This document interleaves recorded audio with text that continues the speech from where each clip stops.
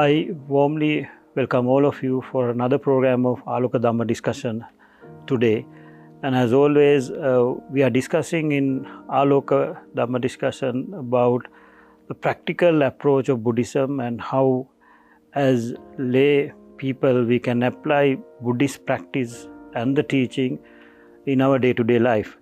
Today we have in our studio Venerable Sandalankawe Kalana Dasana Thero and Venerable Gampa Sumanuwansa Thero. With greatest gratitude on behalf of JAYA Media Network, I welcome both of you, sirs. We discussed in couple of weeks ago about mental health issue and about how we can use Buddhism to improve our mental health. Today I thought we would discuss about another important and interesting topic that is about successfulness, how to become successful. All of us want to be successful.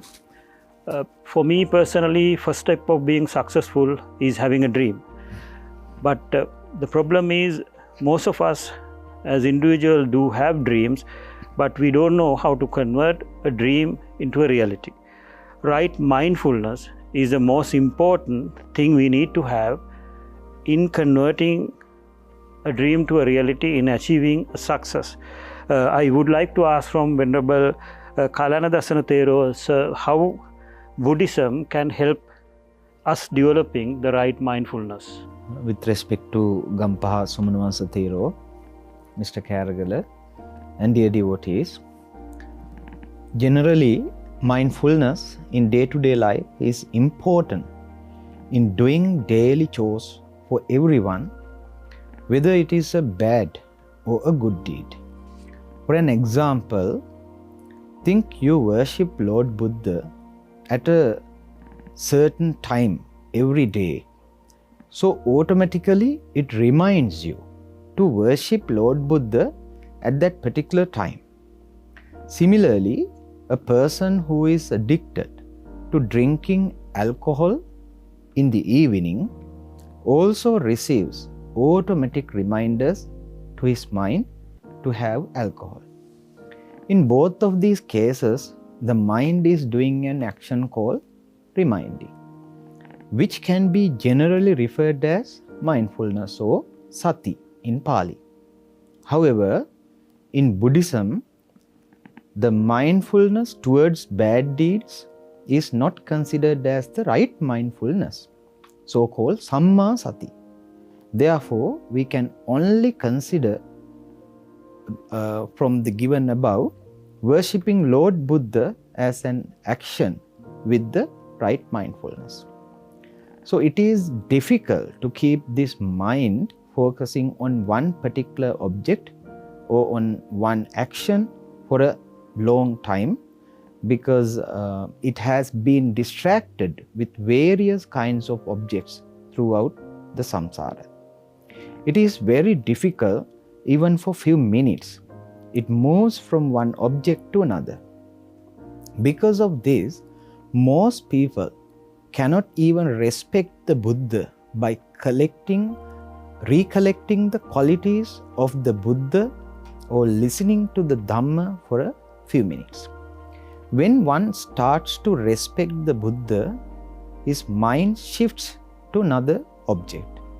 While listening to Dhamma talk, his mind shifts to another.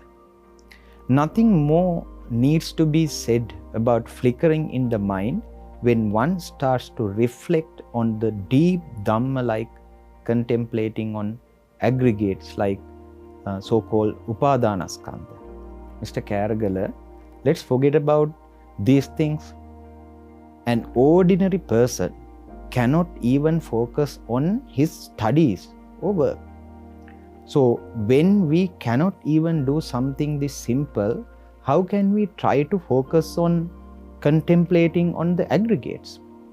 The mind that has not been tamed, controlled by meditation, is just like a wild bull.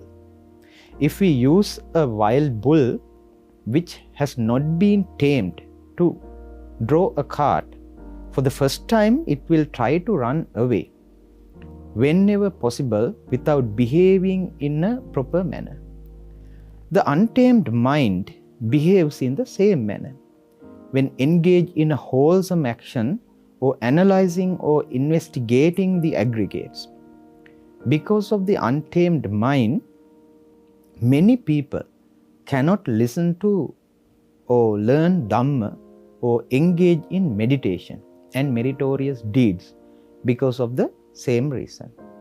Now, the person who has not tamed the mind does not go on the path to Nibbana.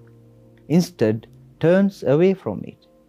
Therefore, the person who wishes to be released from sansaric suffering should start to tame this untamed mind which roams among many objects and immerses in unwholesome things in samsara. It is impossible to gain Nibbana without doing this. Accordingly, now we can give a definition to the right mindfulness. Samma Sati. What involves in reminding good deeds which are already done and the good deeds which shall be done in the future. That is the definition. So there is the very beautiful example given in Milinda Panya to elaborate one of the functions of Samma Sati. The Chakravarti emperor has a treasurer who daily reports information regarding the number of soldiers, horses, and elephants in the army, and about the amount of gold, silver, gems which are in the treasury. In the same manner, the right mindfulness informs the mind of the 37 enlightenment factors. Another characteristic feature of right mindfulness is it helps to suppress unfavorable factors which will come along the path of achieving nirvana. The Emperor Chakravarti has a son named Parinayaka Ratna who has the ability of understanding who are the friends and the enemies of the emperor. With that understanding, harmful people are kept away from the emperor and friends are brought close to the emperor by this Parinayaka Ratna, so that the emperor can easily govern the kingdom. Similar behavior or duty can be observed in mindfulness as well, where it helps to avoid unfavorable factors which will come along the path of achieving nirvana. By understanding these factors or qualities, we will be able to understand right mindfulness, and when we have right mindfulness, it will help us to be successful in our mundane life and also in our supramundane life.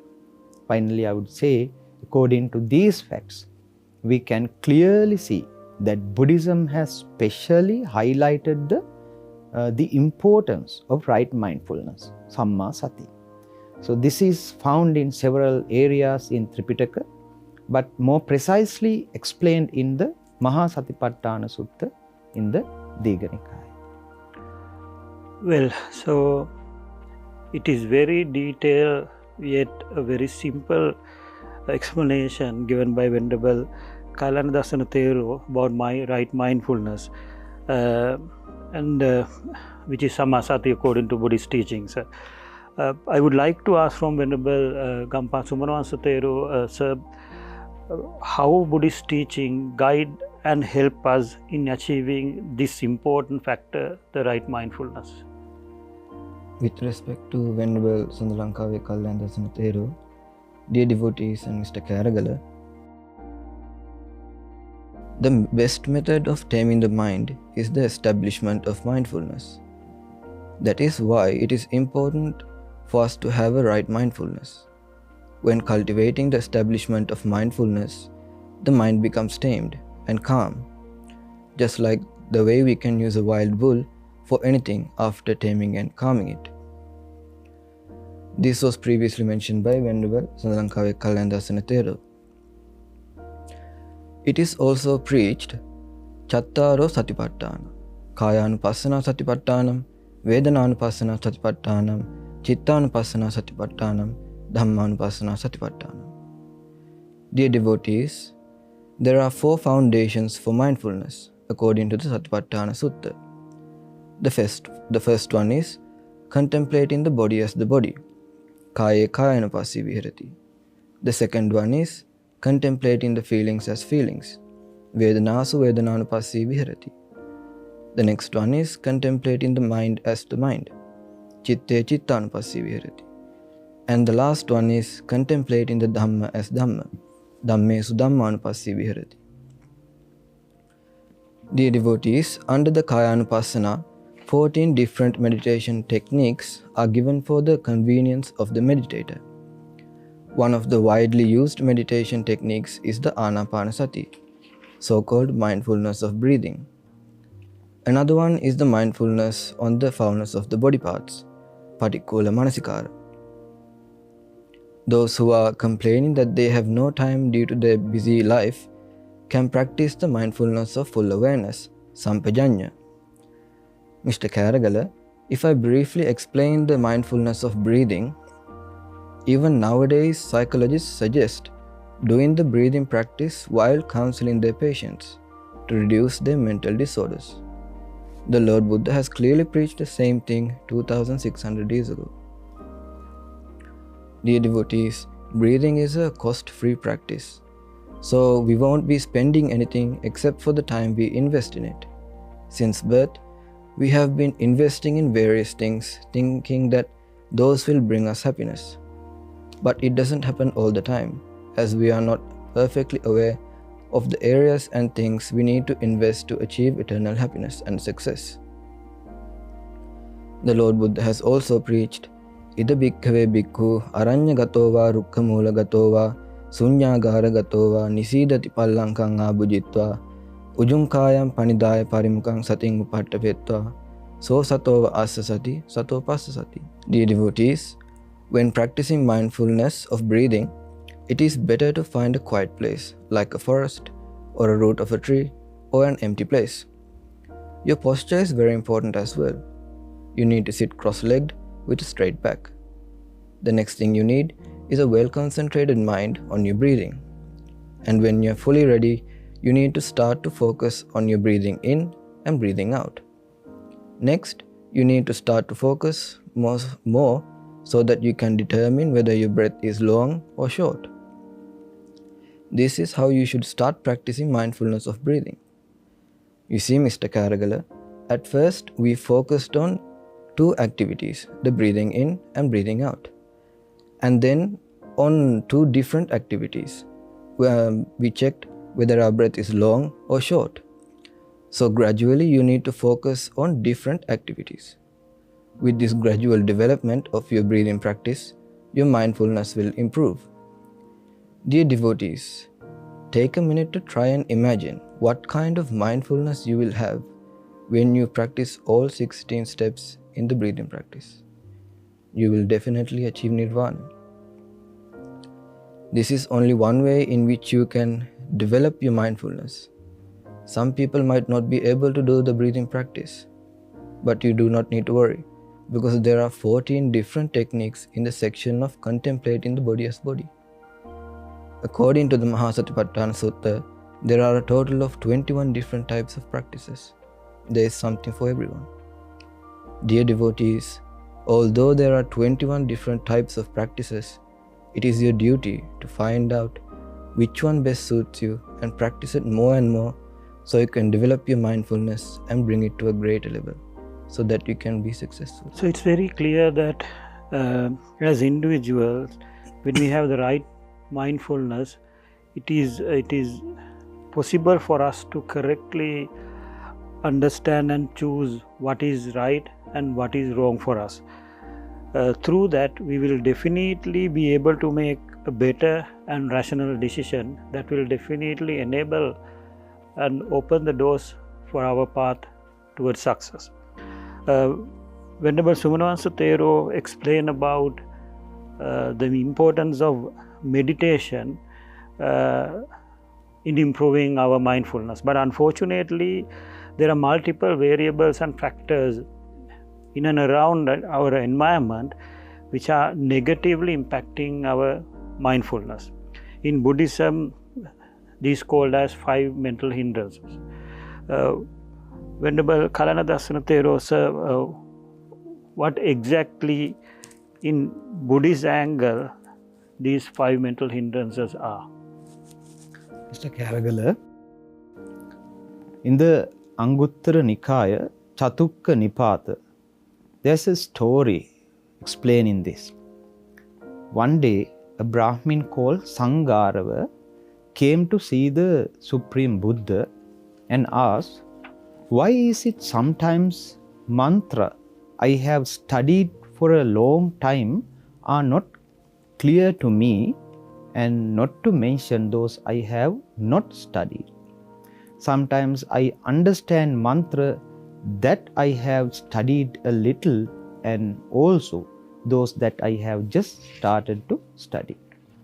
Then Lord Buddha said, Sangarava, when a man is overwhelmed by sensual desires, then even mantra he has studied for a long time are not clear to him, not to mention those that he has not studied. Lord Buddha gave a classic example for this. Imagine a bowl of water mixed with dye, colored dyes. Can a man see his reflection or the bottom of the bowl clearly? No, he can't. Similarly, when our mind is dwelled or indulged with sensual desires, even long studied things are not clear, not to mention about things which are not studied. And when our mind is occupied with hatred, even long studied things are not clear for us. The example given in this case is a bowl of boiling water. Then also we can't see our reflection through that bowl of water. As we cannot see our face from the bowl of water with water plants like algae, when our mind is overwhelmed by laziness and sleepiness, even long studied matter are not clear, not to speak of things which are not studied. Mr. Karagala, imagine a bowl of water ruffled by the wind and gets rippled. Can you see your reflection from that bowl? No. Similarly, when our mind is overwhelmed by restlessness or remorse, again things which are long studied are not clear to us. And no need to say about the things which are not studied. Finally, imagine that bowl of water kept in a dark place or muddied water. Here also you cannot see your reflection from such a bowl. This metaphor is given to describe the situation where a person's mind is overwhelmed by doubt and wavering. Then he cannot understand things which have been studied for a long time. No need to say about the things which are not studied. If I summarize, when someone's mind is overwhelmed either by sensual desire or hatred, so-called ill will, and laziness or sleepiness, restlessness or remorse, doubt or wavering, then they cannot establish the mindfulness in that mind. These 5 are known as the 5 hindrances in our mind. In Pali, Pancha Nivarana. Mr. Karagala, you asked for the definition of these 5 hindrances. They are the obstructions which obstruct the practitioner to arouse and gain jhana, the higher states of concentration, paths and fruitions. In Pali, they are namely, the first one is Kama Chanda, sensual desire. It is the craving that arises through the objects, persons, or actions that please the sense basis. The second one is known as vyapada, so-called ill will or hatred. It is the unpleasantness or aversion towards any person, object, or an action. Third one is thina middha. In English we call laziness and sleepiness. These are two types of mental states. Thina brings the mind to the state of clumsy, illness, and laziness. Middha does the same states of the mental concomitants as well. They are inseparable. The fourth one is known as uddacha, kukkucha, restlessness and remorse. When uddacha is there in the mind doesn't focus on an object properly. Kukkucha is the nature of repenting on the unwholesome deed that had been done and wholesome deeds that had not yet been done. So the last one, the fifth one, vichikicha, doubt or wavering. Vichikicha arises about many things, but every arisen doubt is not a hindrance according to the doctrine. Only ones that hinders to jhana is considered as hindrance of doubt. So these are the 5 hindrances. Well, Venerable Kalanadasana Thero explained in detail about the 5 mental hindrances. Venerable Sumanasa Thero, sir, you a couple of weeks back explained about the personalized antidotes given in Buddhism for different but every single issues we have. How can we control the said negative impacts of the 5 mental hindrances through Buddhist practices? Mr. Karak, Buddhism has clearly mentioned how to get rid of the 5 mental hindrances. There is a verse, Buddhanussati mettacha asubham maranasati iti ma chaturārakha bhikkhu bhaveya sīlava. The above stanza explains 4 remedies which we can use against the 5 mental hindrances. To calm down the overwhelmed mind through sensual desire, the foulness of the body can be practiced, which is the Asubha meditation. Dear devotees, it is also possible to contemplate on the consequences of sensual desire, kamacchanda.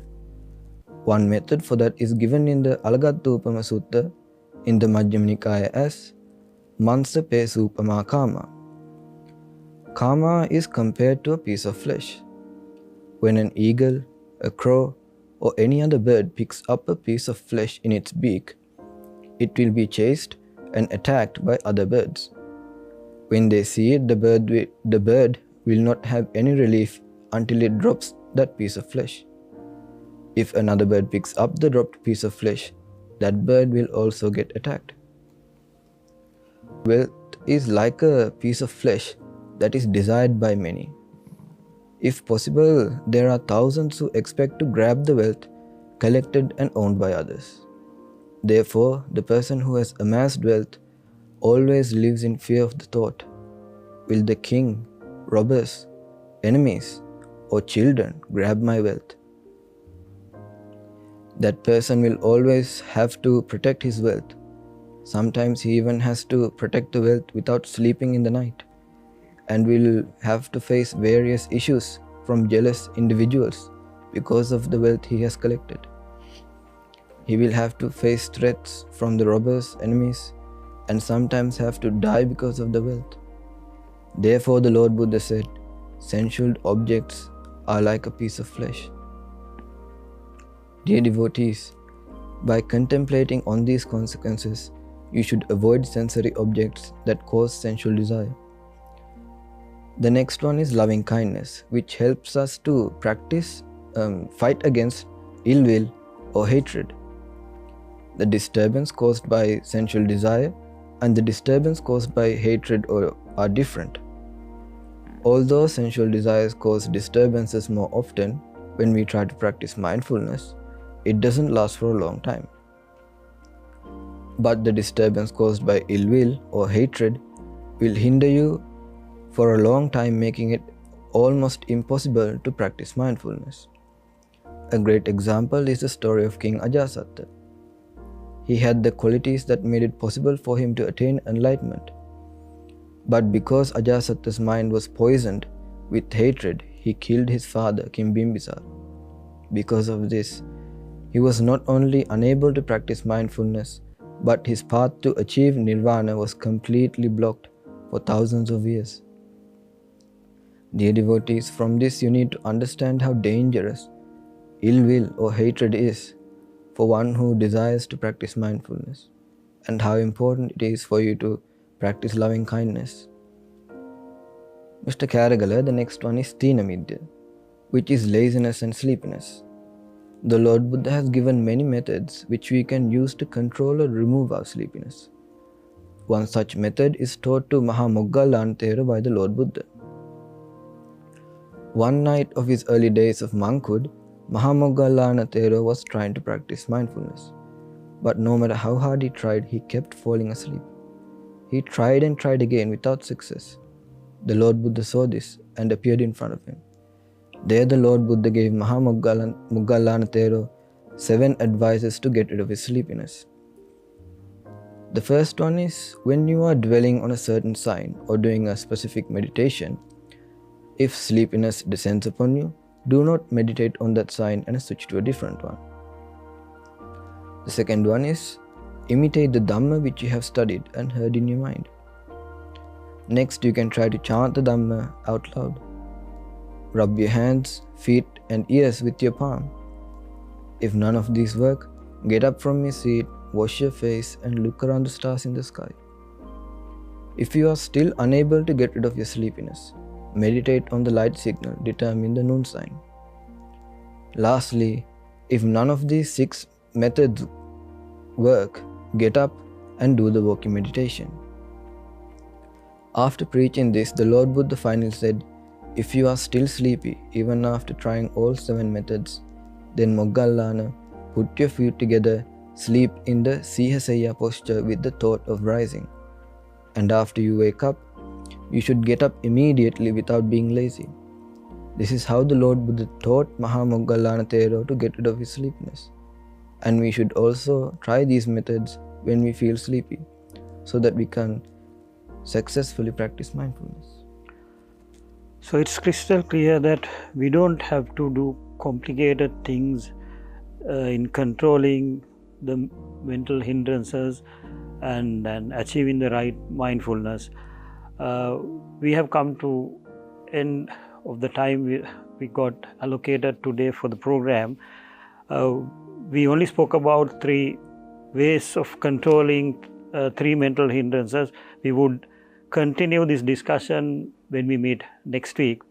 And as always, I believe the practical discussion we had with Venerable Kalanadasana Thero and Venerable Sumanasa Thero had given some insight and shed some light into your mind wherever you live in this world to understand how practical the Buddhism is.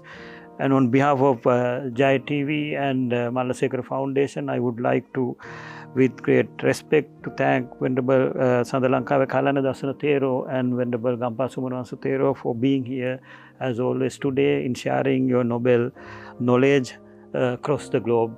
And thank you all for watching and listening us.